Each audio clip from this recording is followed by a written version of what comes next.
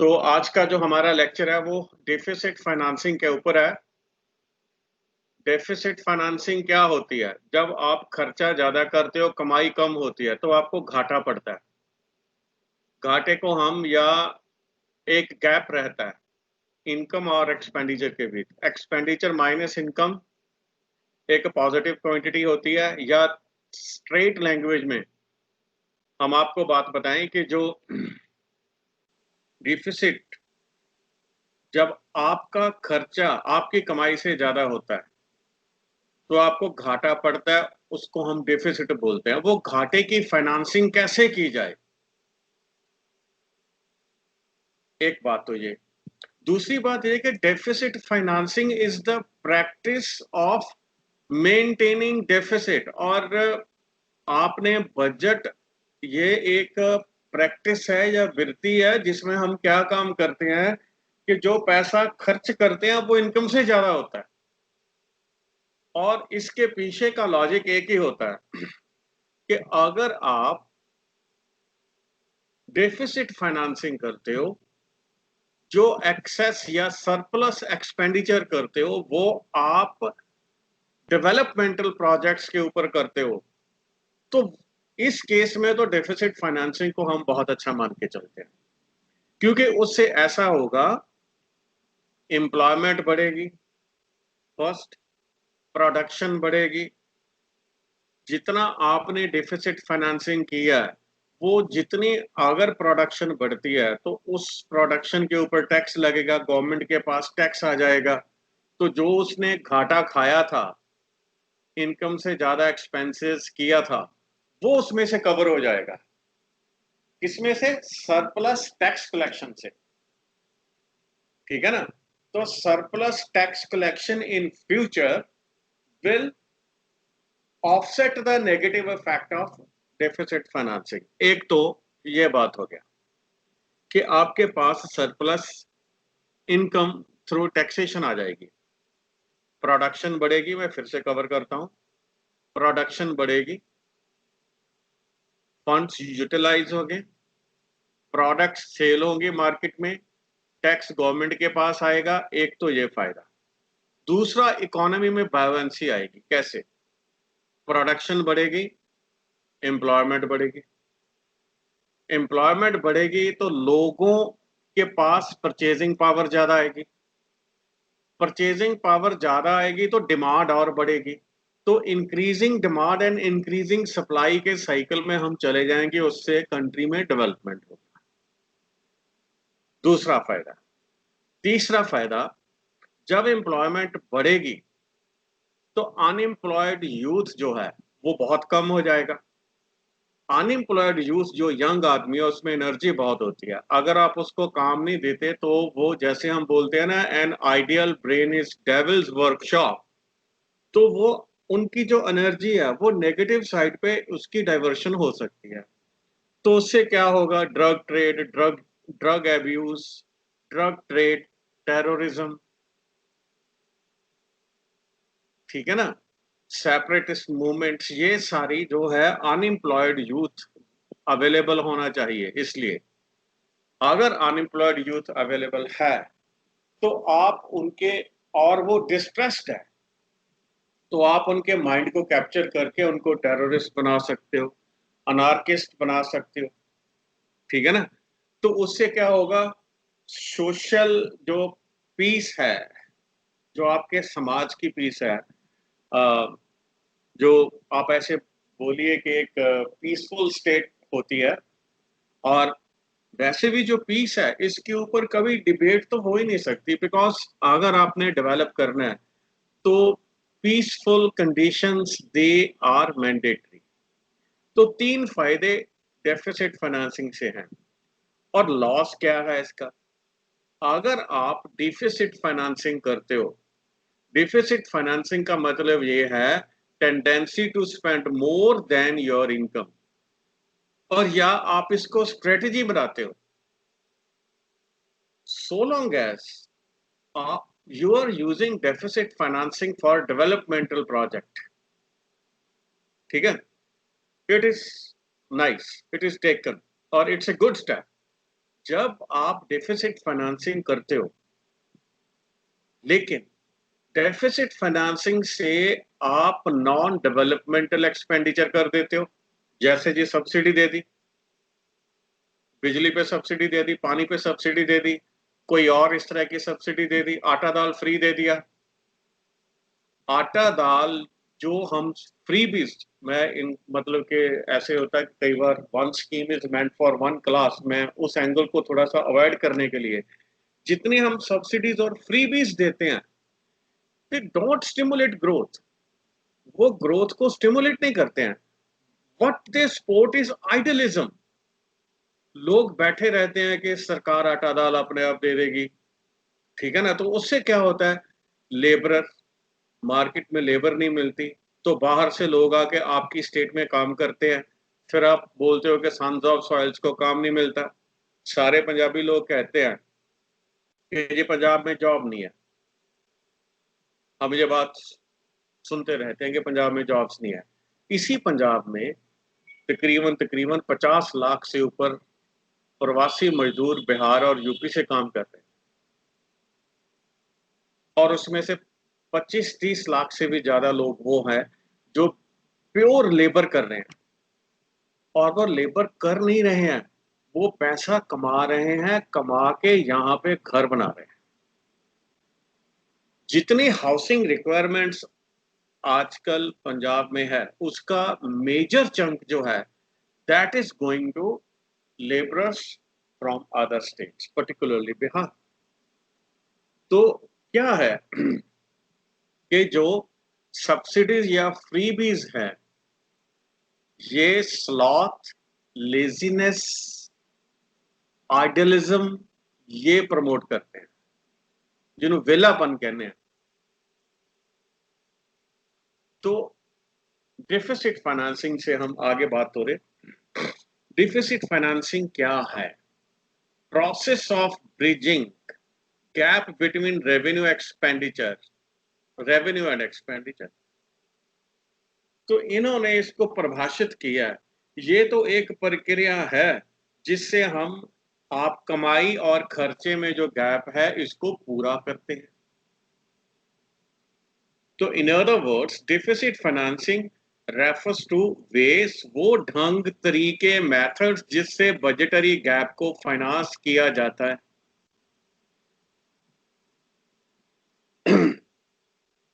Deficit financing सबसे पहले USA में 1930s में की गई थी।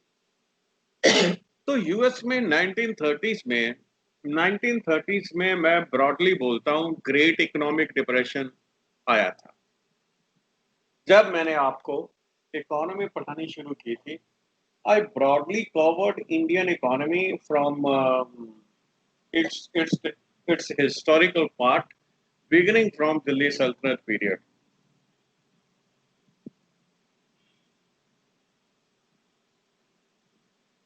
Deficit financing was first done in USA in 1930s as a tool to get out of Great Economic Depression.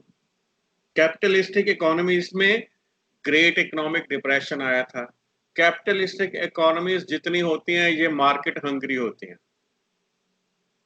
क्योंकि इन इकोनॉमीज में इंडस्ट्रियल रेवोल्यूशन पहले आ गई, प्रोडक्शन इनकी बहुत बढ़ गई, प्रोडक्शन बढ़ गई तो उनको सेल करने के लिए मार्केट भी चाहिए थी।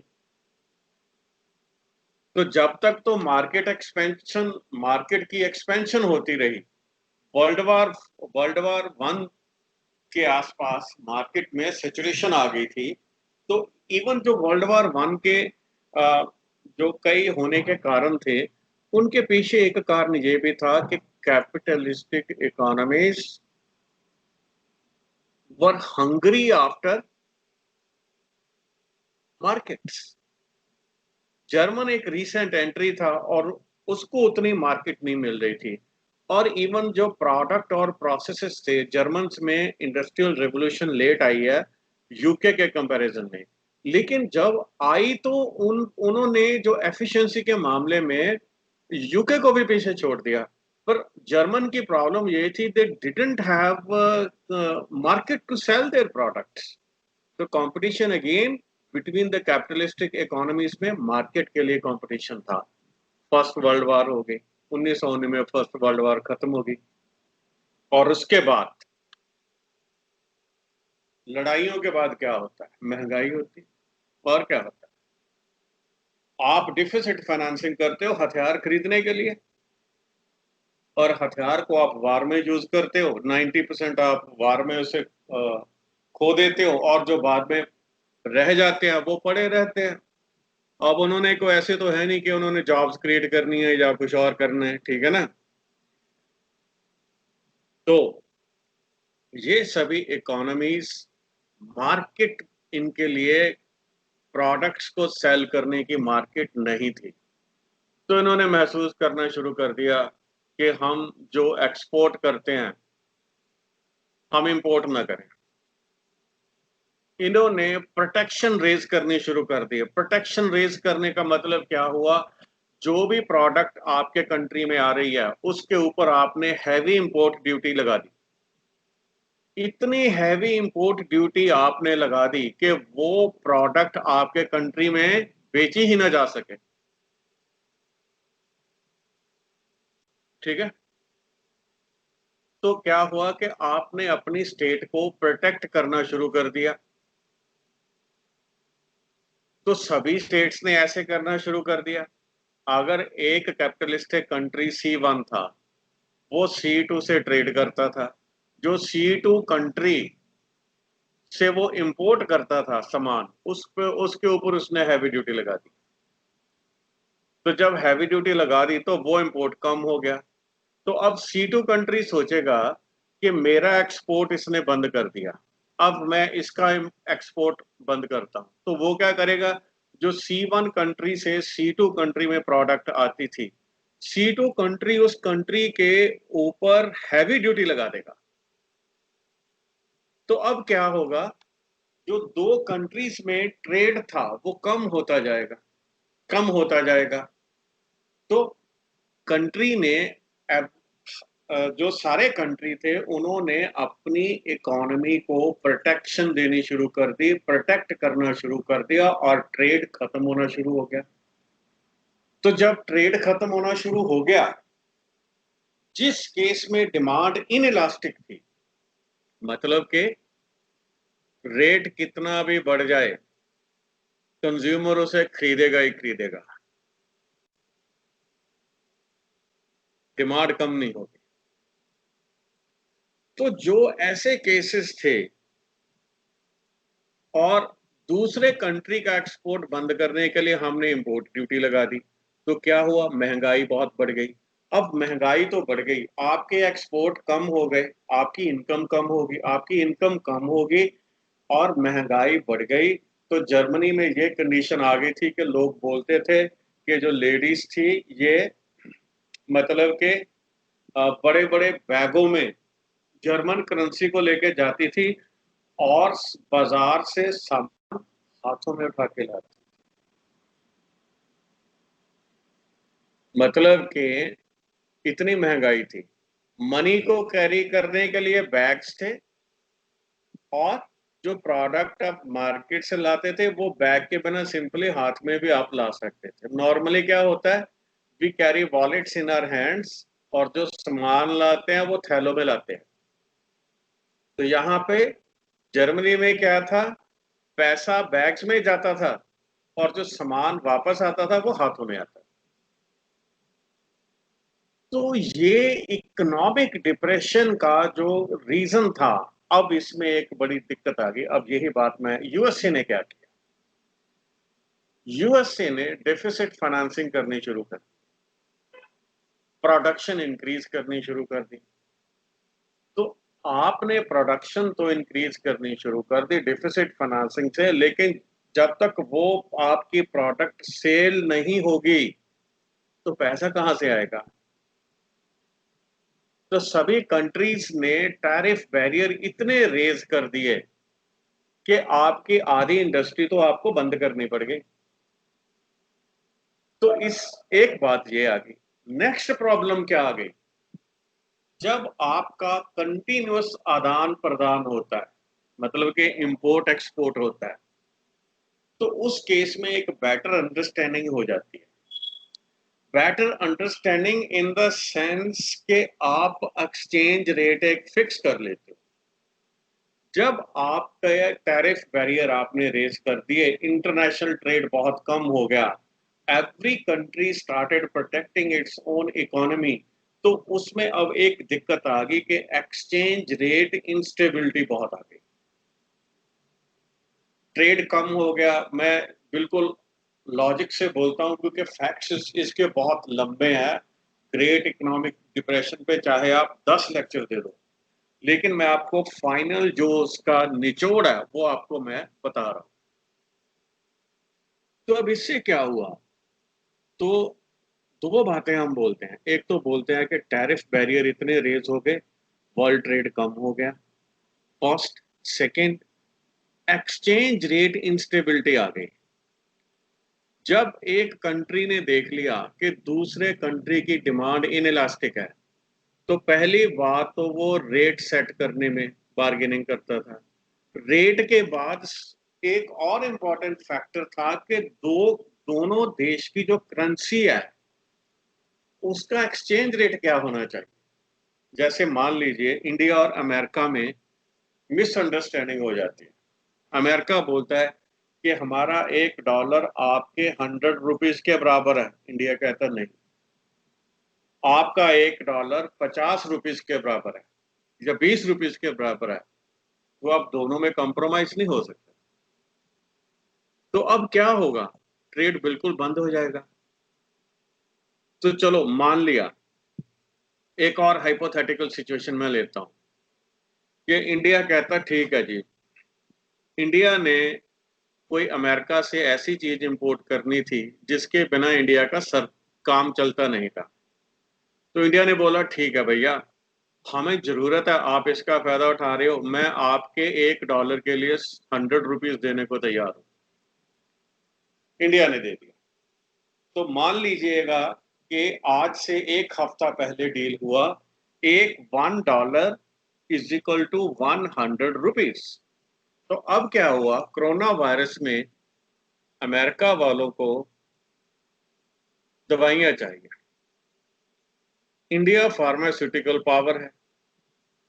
तो जब इंडिया उनको दवाइयां बेचने लगे तो इंडिया बोले ठीक है भैया, ये रेट आपको एक्सेप्टेबल है। अमेरिका बोलेगा ठीक है जी। अमेरिका कहेगा यार मेडिसिन तो लेनी लेनी है, थोड़ा ज्यादा रेट बढ़ जाता है तो भी कोई नहीं। इंडिया बोलेगा रेट भी ये लगेगा, आपके $1 के लिए हम 100 रुपीज नहीं देंगे जो हमने एक हफ्ता पहले किया था, आपके $1 के लिए हम 20 रुपए देंगे। तो अमेरिका कहेगा ठीक है भैया कोई बात नहीं, 30 रुपए पर चलो कंप्रोमाइज हो गया। तो अब क्या हुआ? एक हफ्ता पहले $1 का जो रेट था वो 100 रुपीज था, एक हफ्ता बाद उसी डॉलर का रेट 20 रुपीज हो जाता है। तो अब एक्सचेंज रेट में इतनी वेरिएशन आती है, तो जो आपके बिजनेसमैन हैं, ट्रेडर्स हैं, मैन्युफैक्चरर्स हैं, वो प्लानिंग कैसे करेंगे?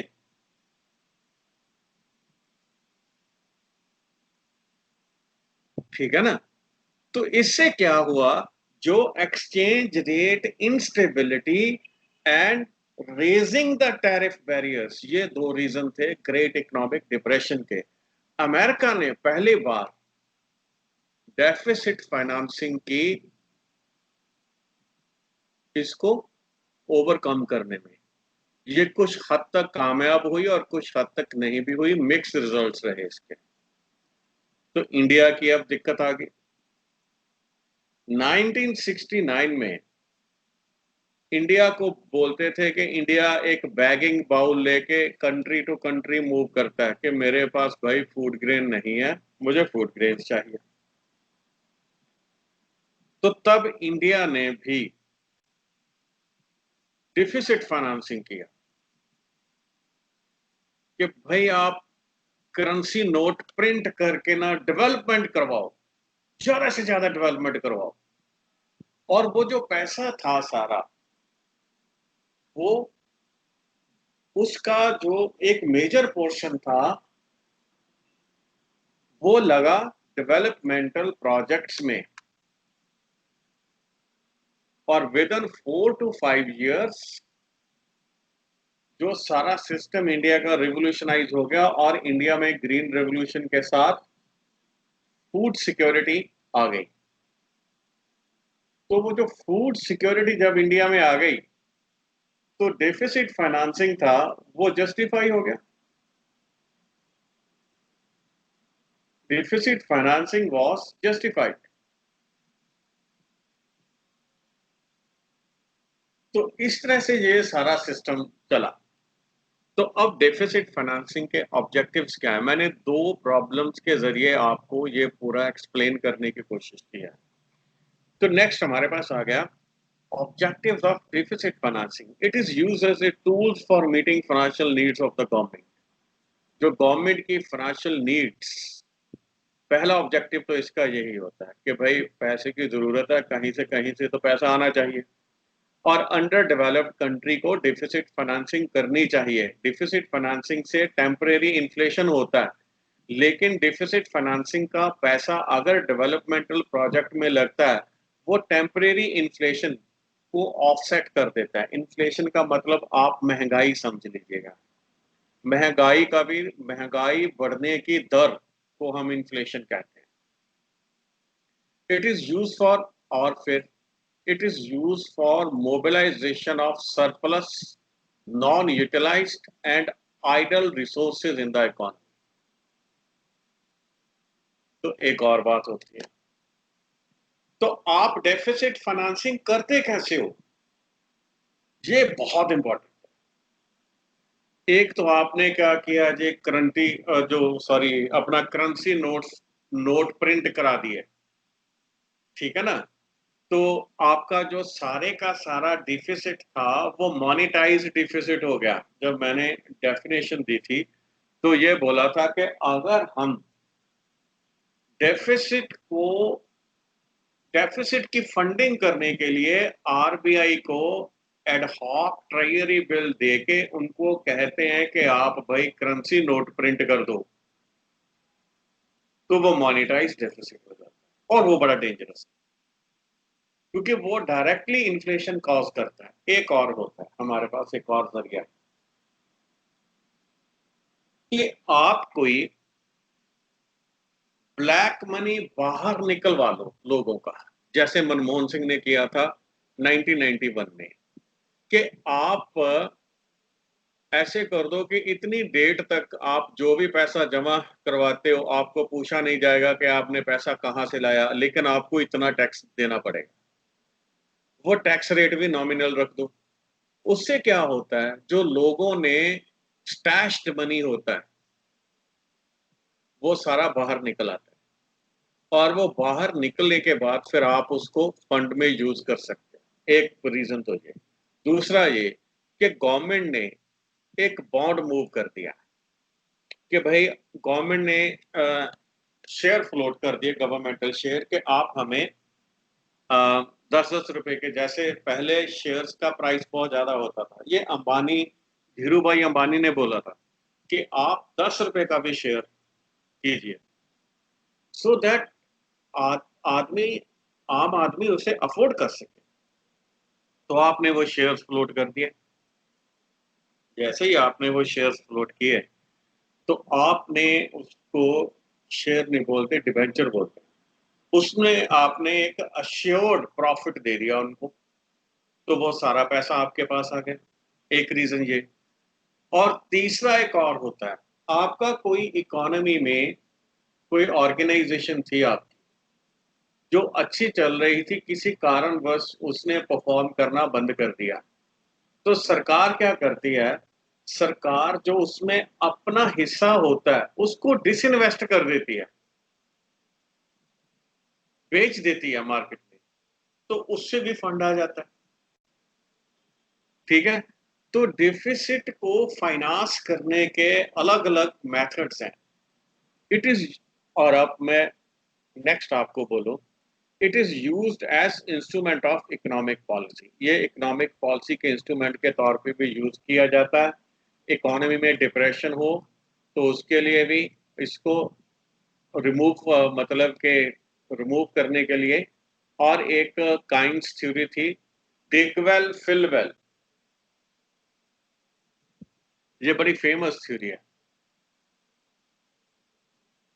उन्होंने मार्केट में ये बोला कि डिमांड कम हो गई, फैक्ट्रियां बंद हो गई, फैक्ट्रियां बंद हो गई, लोग अनएम्प्लॉयड हो गए, डिमांड और कम हो गई, उससे और फैक्ट्रियां बंद हो गई, एम्प्लॉयमेंट और कम हो गई, फिर और फैक्ट्रियां बंद हो गई, ये एक साइकिल चल, ये एक डिप्रेशन का साइकिल स्टार्ट हो गया, और आपकी सारी इंडस्ट्रियल एक्टिविटी बंद होगी।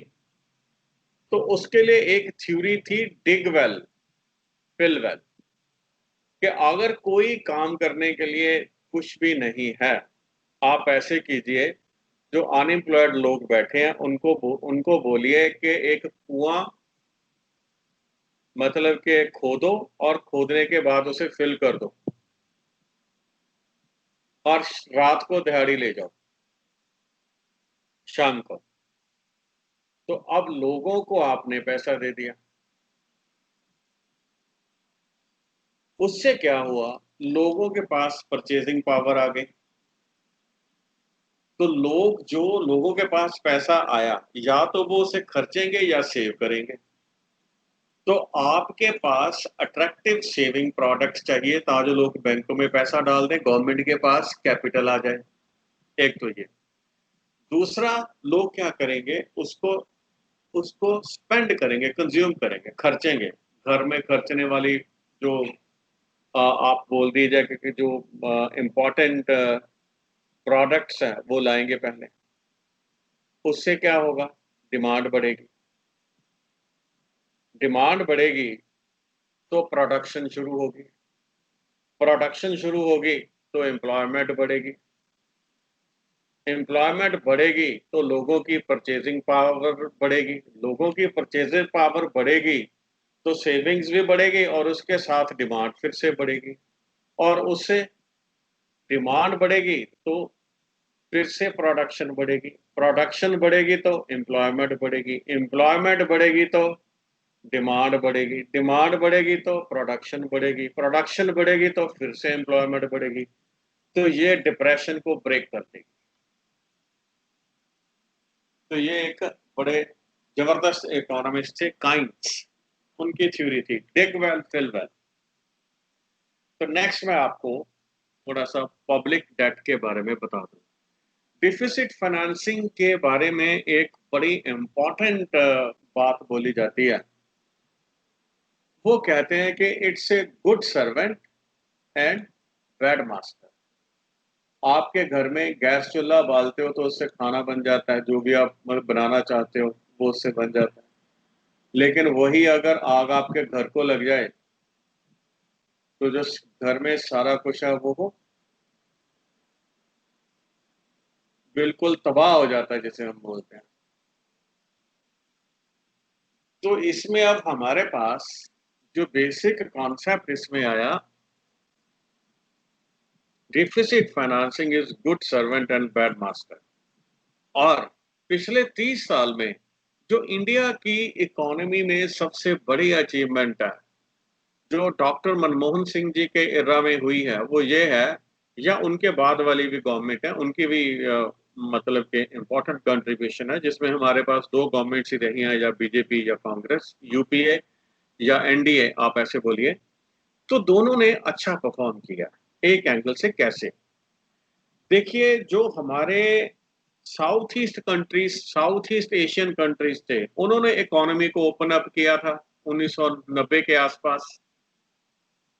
हाइपर इन्फ्लेशन हो गया था उनमें, उनका बैंकिंग सिस्टम था वो क्रैश कर गया था, बिकॉज उनका बैंकिंग सिस्टम ज्यादातर प्राइवेट बैंक्स उसमें डोमिनेट करते थे।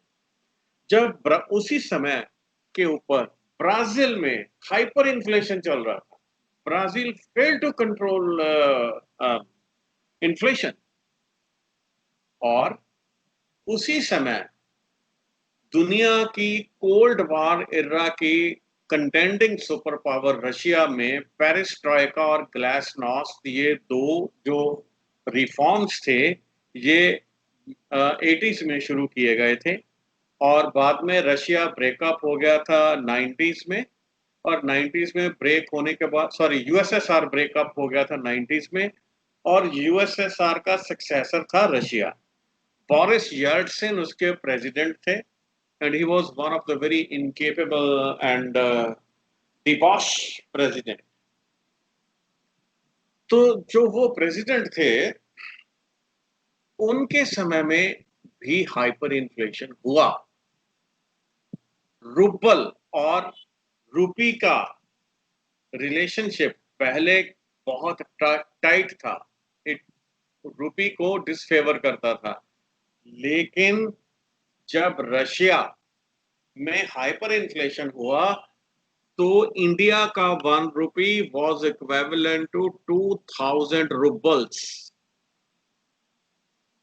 तो लोग कहते हैं कि इस पोजीशन में इंडिया ने जो यूएसएसआर का कर्जा देना था वो सारा ही दे दिया, because 1 rouble was equivalent to 2000 rupees. तो डेफिसिट फाइनेंसिंग ये कर देता है। जो मैं आपको बता रहा हूं ना, मैंने ये सारी एग्जांपल्स क्यों बताई, पर्टिकुलरली रशिया वाली। रशिया हिंदुस्तान के लिए 20 साल, 1970 से लेके 1990 तक, आप 18 साल के आसपास ला लो, आप इसे काउंट कर सकते हो। फॉर 18 years इंडिया के लिए रशिया ऐसे ही था जैसे आजकल यूएसए। लेकिन जब उनके पेरिस्ट्राइका और ग्लासनोस्ट ये रिफॉर्म्स फेल हो गए, रशिया जो सक्सेसर था यूएसएसआर का, उसमें हाइपर इन्फ्लेशन हुआ, डिफिसिट फाइनेंसिंग या इकोनॉमिक मिसमैनेजमेंट के कारण।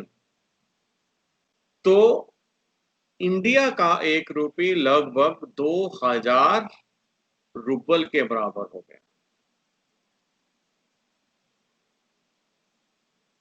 तो अब इसमें क्या बात समझे कि डेफिसिट फाइनेंसिंग एक ऐसी चीज है जो किसी भी देश को सुपर पावर से भिखारी बना सकती है, अगर इसको वाइजली हैंडल नहीं किया जाता। हमारी जो पिछले लगभग 20-25 साल की गवर्नमेंट्स हैं, 1914 तक, 1912-13 तक, सॉरी 2012-13 तक की मैं बात कर रहा हूं, वो सारी गवर्नमेंट ने इकोनॉमी और डेफिसिट फाइनेंसिंग को बहुत इंटेलिजेंटली हैंडल किया है, और पूरी दुनिया में सबसे अच्छे तरीके से हैंडल किया। तो ये इंडिया के गवर्नमेंट्स को क्रेडिट जाता है। Same deficit financing and economic management वो रशिया, ब्राजील या हमारे जो साउथ ईस्ट एशियन कंट्रीज थे वो नहीं कर पाए। तो डेफिसिट फाइनेंसिंग आपके कंट्री के को डेवलप भी करवा सकती है और उसकी खटिया भी खड़ी कर सकती है।